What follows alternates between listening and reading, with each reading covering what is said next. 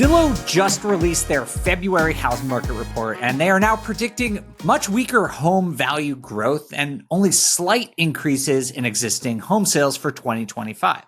So is the market already cooling off or just maybe leveling out a bit? Today, I'm joined by Zillow's senior economist, Orphe Divounguy, who will walk us through these new projections. We'll talk about everything from inventory shifts to mortgage rates and what it all means for buyers, sellers, renters, investors, everyone. I'm Dave Meyer. Welcome to On the Market. Let's jump right in. Orphe, welcome back to the show. Thanks for being here. Thanks for having me. It's so good to be back. Yeah, it's always an exciting time. We always love talking to you, but one of the great things about your work at Zillow is you guys are always updating your forecasts, all of your data, and sharing it with the public. So maybe I could just ask you to start there. Tell us a little bit about your most recent research and read on the housing market at the highest level. Yeah, totally. I mean, we're seeing more sellers return than we're seeing on the buyer side, at least, right?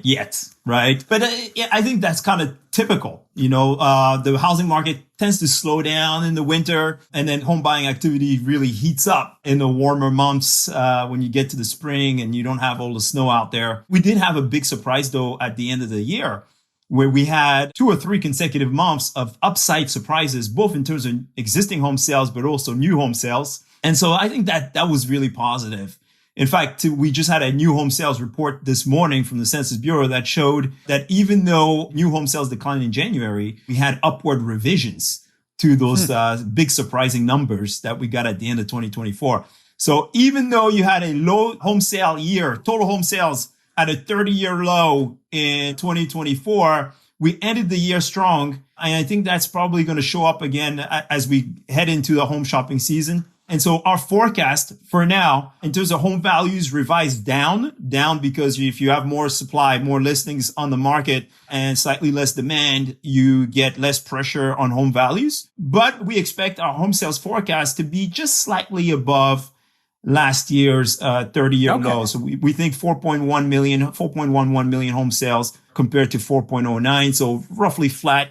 And I think our forecast is somewhat pessimistic because I'm seeing things right now that, give me some enthusiasm or excitement about this year's home shopping season compared to last year.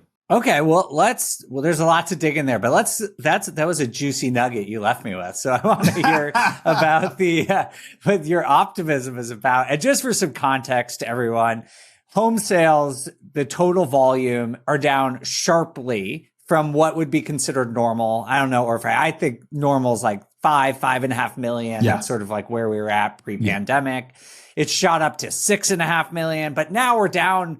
We had readings below 4 million. And so 4 million still sounds like a lot, but that is 25-30% below what's normal, 50% down from where we were during the pandemic. So it's felt. Most people, it sounds like Orphe and your team at Zillow agree, have been sort of projecting really modest improvements next year. So going from maybe like 4 million to 4.1 million. But it sounds like you have other reasons for optimism. Can you share those with us? Oh, absolutely. Look, mortgage rates peaked on January 10th and have been declining since. We're at a 4-month low in terms of mortgage rates, according to Mortgage News Daily. They declined, I think, 44 basis points in the last month or so, a little over a month now. At the same time, you have a higher number of total homes for sale on the market, up. Total inventory is up 18% when compared to last year, according to Zillow data.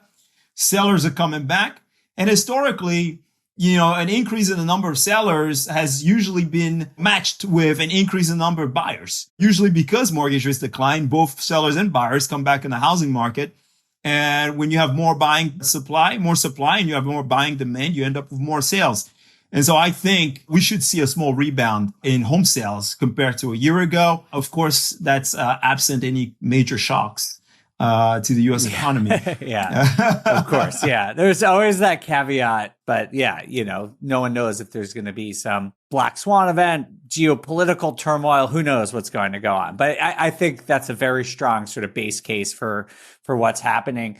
Do you think, I think you said you're expecting it to 4.1. Is that the Zillow's sort of official forecast right now? Yeah, the official forecast is 4.1 million home sales in 2025. But again, I find that somewhat pessimistic. And what do you attribute the upside to? Like, I appreciate any forecast that's conservative. Personally, I like that type of approach to forecasting. But if things were to even get better than 4.1, is it just dependent on rates, you think? Rates have a lot to do with it. It's also the fact that, people move for more than just the mortgage rates.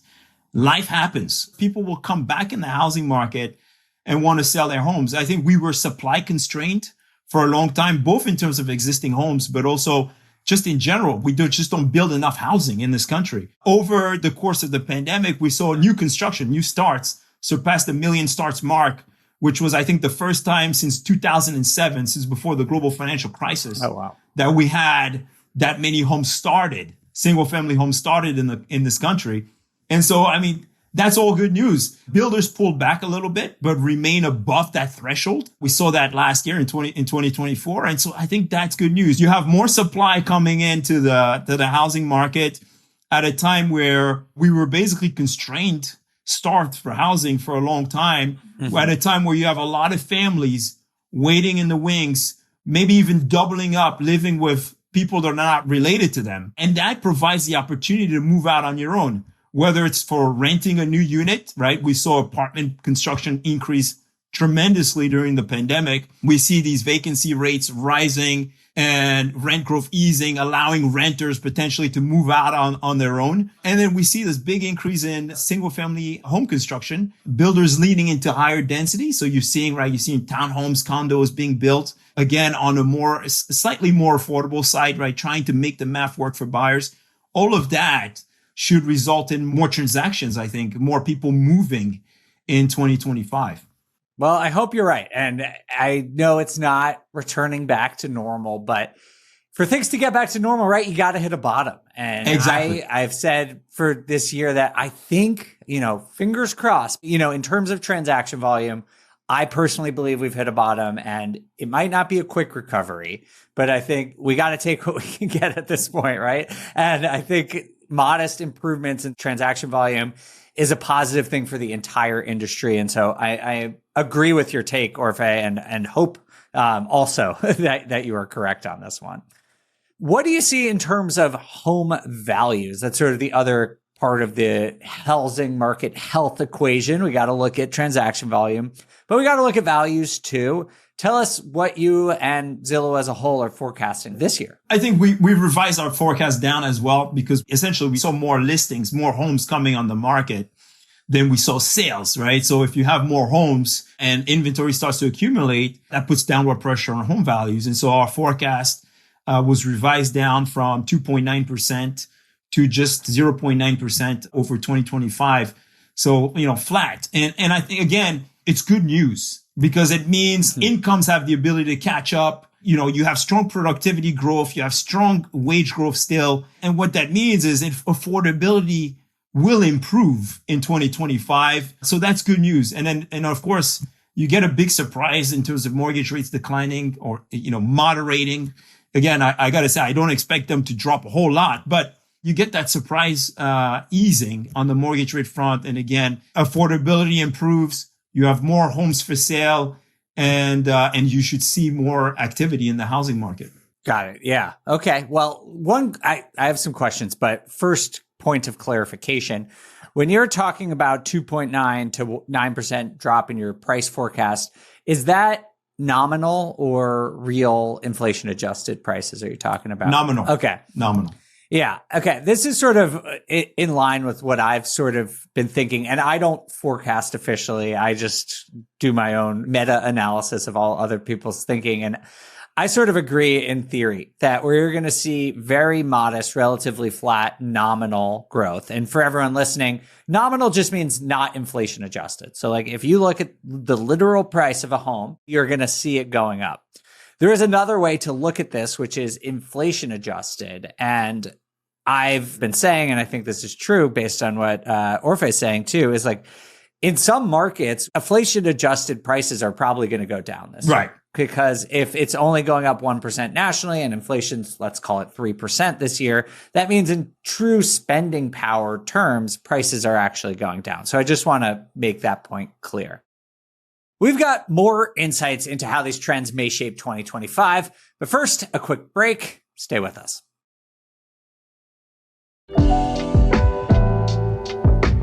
Welcome back to On the Market. I'm Dave Meyer here with Orphe Divounguy. Let's continue exploring Zillow's most recent forecast. You said that it's a good thing that prices are going to remain flat. I agree, and I'll share my opinion why, but can you just tell me why you think that's a good thing for the housing market? Because a lot of people might be surprised by that comment. We've had a massive run up in home values during the pandemic, and just kind of slowing down that pace, I think would be good news for those who have been waiting for the opportunity to buy. And so from an affordability perspective, this could be good news for those who are waiting in the wings. I totally agree. And as we talk about on the show quite a lot, so much of the housing market, so much of everyone's investing theses these days, it's just all about affordability. Like so much, no matter what you're talking about, it just boils down to affordability at the end of the day. And there are really three components of that. Mortgage rates, which I agree with you. I don't think they're going to go down too much, maybe a little bit. There is wage growth, which is going up and seems to be humming along pretty well. And the big other factor is home prices. And so you create the scenario that even if mortgage rates don't go down that much, if prices stay relatively flat and wages keep going, that restores some semblance of affordability. And I actually think there were some reports recently that in 2024, for the first time in several years, home affordability didn't get worse. It didn't get better, but it didn't get worse. And again, I feel like that's the theme, right? Like if it has to bottom out at some point, and a bottom is good, even if it's not a V-shaped recovery, starting to see that is good. And I think a restoration of affordability without a dramatic crash is like almost like the best thing that we could hope for right now. At least that's my take on it. Absolutely. It's your soft landing. It's the housing soft landing, basically, right? So tell us a little bit about any regional differences that you're expecting, because during the pandemic, we saw fastest price growth, a lot of it in the Sun Belt, Southeast concentrations. It seems like the pendulum swung back almost in the opposite direction now, where, you know, the Northeast and the Midwest are hot and markets along the Gulf Coast are some of the areas seeing modest corrections. Do you expect that pattern to continue or anything to change in sort of regional trends in the coming year? So it's interesting. So what do we see right now? We see parts of the Midwest and the Northeast, relatively more affordable markets compared to like nearby major job centers, right? Still seeing really rapid price growth and rent growth. Again, it's people go where it's affordable and people transact where it's affordable. You have more residential mobility in markets that are relatively more affordable. And historically, it's been affordability and inventory, right? Right now, part of the story in those relatively more affordable markets is they don't have, they don't have a ton of they don't build fast enough usually to keep up with demand, right? So Northeast, Midwest, not known for building a ton of housing. And now you're seeing Florida, Texas, some of these markets that really built a lot of housing. You're really seeing affordability improve there much faster than in other markets. And those are also markets where you still have pretty strong labor markets, right? So I always tell people, you really want to know what's going to happen. Look at the labor market. If you look at the U.S. Census, the U.S. Census says the number one reason people move is jobs, the current population survey. And so I think that when you look at mobility in the labor market, it's usually a good hint for mobility in the housing market. And so if you have a labor market that's still pretty vibrant and where people are still moving from job to job or getting raises, it usually tells you a thing or two about residential mobility. And so I think it's really going to depend on the industries that will really benefit from the decline in interest rates that we're all expecting now from the Fed. Remember the markets that slowed down the most were expensive markets on the West Coast, tech heavy, finance heavy markets. And then as soon as the Fed hinted at interest rate cuts, and the stock market started doing really, really well, and those labor markets started recovering, you start to see activity in those expensive markets again. So I wouldn't be surprised if going into next year, you start to see these strong labor markets, these big, large job centers that are kind of heavy on tech and finance, to see somewhat of a rebound in activity, especially if you factor in the fact that some employers are asking people to return to the office. And for our audience, we tend to have sort of a nerdy do-it-yourself audience. Are there any particular reports or ways that you track that kind of data that you think our audience could do for themselves? Yeah, every time you have a labor market employment situation, a BLS employment situation, you don't just stick to the headline numbers. Dig deep into the report. Go to the local level. The local level kind of lags. The MSA level will lag maybe by 1 month or so. But dig into that. I look at employment growth. I look at wage growth. I look at labor force participation. The JOLTS also is available at the local level. I think very few people actually know this. They stick to the JOLTS is the job openings and labor turnover survey.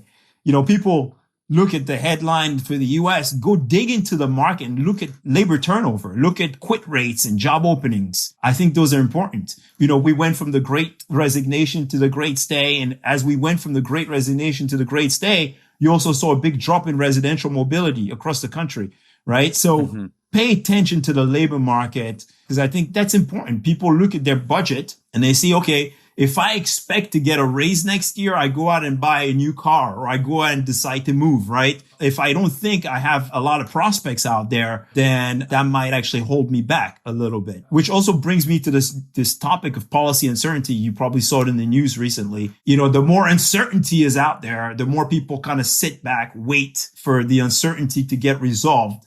And so I always say, when policy uncertainty escalates, people tend to sit back and basically sit on their wallets. And so, pay attention to the news headlines, because that will be kind of telling of what's going to happen, both in the labor market, but also the housing market.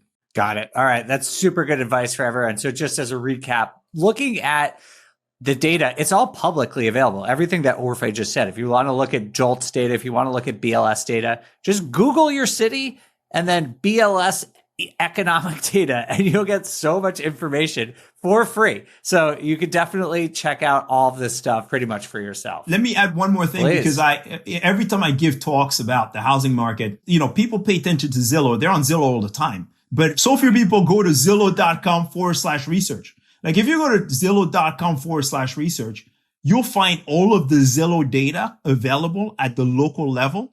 We've made some great dashboards as well. But my favorite toy is the Zillow Market Heat Index, because with the Market Heat Index, it's basically a measure of housing market tightness. So like you look at how competitive the market is, right? Demand relative to supply. And so I use that a lot when investors say, okay, well, where's a good place, right? I say, hey, pay attention to tightness in the housing market. And so check out the Zillow Market Heat Index. Totally. That's a good one. And I think this, for investors, I think it's a really important one, because there's no right answer, at least in my opinion. I'm curious what you think, Orphe, that there's no right answer about like, should you invest in a hot market or a cooler market? Because it depends on your strategy. Right. Knowing that information is going to be really helpful to you, because if you know super hot market, you're probably going to get some price growth, hopefully, for you if you're buying in that market, but it's going to be competitive. You're going to have to bid aggressively. You're going to have to do a quick close. If you're in a market that's cooler, you might not have as much appreciation in the short term, but, you might be able to negotiate a longer close rate. Like that kind of information just really informs on a tactical level the stuff that you can and should be doing with your own investing decisions. Coming up, we'll dig more into what Zillow's latest February report means for both investors and renters. Don't go anywhere.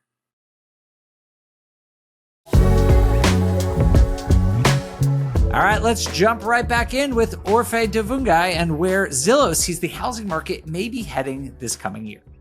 So you hinted a little bit about the rental market. We've been in this sort of slow rent growth overall. Another reason to not look at just the headlines, because you look at overall rent growth and it sort of disguises, I think, the reality, which is that single family rents have been growing pretty well. Multifamily been, depending on who you ask, flat, up a little bit. What is your outlook for rents in the coming year? Yeah, I think we continue to see rent easing for now, but the big decline in starts, multifamily starts, That's construction, just for everyone to. That's right. Sorry, That's yeah. New construction, basically. New construction. We saw this massive increase in new construction during the pandemic, and then a lot of apartment deliveries. And we think that they have peaked already, right? And so if you have fewer new projects being started by the end of the year or next year, you may end up having fewer deliveries coming on the market, right? And if you have fewer deliveries, then potentially you see a rebound in competition amongst renters, a rebound in rent growth for multifamily units. Yeah. Okay. I'm curious if rents do start to sort of like pick up again. Do you think the dynamic will change? Because we've sort of been in this unusual period where it's been a lot cheaper for people to rent than to buy in a lot of different markets. And there's no black and white answer for that. It's a lot of personal preference, personal choice there, how long you're going to stay. There's so many variables there. But do you think there's a chance that that pendulum swings back? Because in my mind, it has to at some point, and I'm just like curious when. Yeah, I mean, in our data, it's interesting because the types of units people rent are very different from the types of units people buy. Yeah, that's a good point. Right. And when you compare apples to apples, the gap's actually not that big. So, renters are basically renting different homes. They're renting smaller homes, even in the case of single family homes, right? So you see more people renting smaller townhomes as opposed to people buying larger detached single family homes, right? And so there's that. I think that we're going to see rent growth kind of pick up again, but it goes in cycles, right? So when rent growth picks up a lot, well, what do you think builders end up doing? They're like, oh, okay, this is getting attractive again. And so you start to see flows, money going back into building these projects when it becomes profitable to do so, right? And so in terms of the typical rent and the cost of home ownership, I don't think we're going to see a big closing of that gap, if you will. But if you want to compare apples to apples, I don't think the gap is very big to start with. Okay, so we've talked a lot about sort of the big things that we are always talking about on our show here on the Market. Inventory, we've talked about rates, demand. What aren't we thinking about, Orphe, that we should be thinking about in 2025 about the housing market? What are some of the topics, the issues that are on your mind that help you sort of think through what's next for the housing market? I think everything we can do to improve housing affordability, we should do. And I think it starts by unleashing builders, allowing builders to continue to build housing. We saw during the pandemic that builders, they went all in places where they could. Right? Places where they didn't have to contend with minimum parking requirements and minimum lot sizes and height requirements and all that stuff. They leaned into higher density. The fact that builders are building smaller units, is a good thing. Family size is shrinking. Mm-hmm. People are not having 4 or 5 kids anymore. That's just the way it is. Yeah. I mean, if you look at that data, like what the average starter home was, I think it's like in the 70s is something like, don't quote me on this, but the trend I think is right. It was like 1,400 square feet or something. And now it's like 2,400 square feet. Right. It's almost doubled. So some reversion of that trend towards larger and larger homes almost feels inevitable. It's necessary. Allowing builders to build up as well is needed. Allowing families with the extra space to build ADUs in their backyard, whether it's to put it up for rent or to actually have their family members move in. That's needed, right? And so I think we're going to continue to see that. I think the more affordability makes the headlines, the more you see governments starting to talk about the issue more seriously and starting to act on it. Yeah. I think that's good news for housing. I think you can't talk about the housing market ultimately without having advice for buyers and sellers today, and renters in the market today. If you're a buyer, take advantage of financing tools. I know you guys have great tools as well on BiggerPockets in terms of affordability tools and calculators. We have the same thing. Zillow Home Loans has a tool that's really cool. It's called Buyability. What it allows people to do is put in their financial information. And then on the Zillow, on every house, they get a tag that says, hey, it's within your buyability. And it fluctuates in real time with mortgage rates. So when mortgage rates fall, you get more homes with a tag that says it's within your buyability. Oh, cool. And so we have tools like that, but we also have down payment assistance at the local level. Those are things that are available to potential buyers out there today. That's great advice, Orphe. I really appreciate it. And you can check out those tools. If you're like me, you're probably scrolling on Zillow anyway. So there's a lot of good stuff to check out. There's also great stuff for investors, by the way. Zillow is now the largest rental marketplace in the country. So there's a ton of stuff. Zillow Rentals has a ton of stuff for investors, calculators, all that stuff. And I think for renters, one thing we do for renters is we make sure that if they make their rent payments on the platform, on-time rent payments are reported to the credit bureaus. I bring it up because it's Black History Month, and less than half of Black households own their home in the United States. HMDA data tells us it's mostly lack of credit history is a big problem. And so having your utility bills, phone bill reported to the credit bureaus to make sure it counts, but also your rent payments to make sure they count towards improving your credit, I think is crucial. That's how we're going to get more people access to housing. That's great advice. Thank you so much, Orphe. I appreciate you sharing that with us. And thank you so much for being here. This has been a great conversation. Thank you so much for sharing everything that you and your team at Zillow are doing. We'll obviously put links to all that stuff below. And, hopefully next time we could do this in person, Orphe, now that we're neighbors living in Seattle. That's right. We'll invite you over and we'll do it live. Awesome. Well, thanks again. And thank you all so much for listening to this episode of On the Market. We'll see you next time.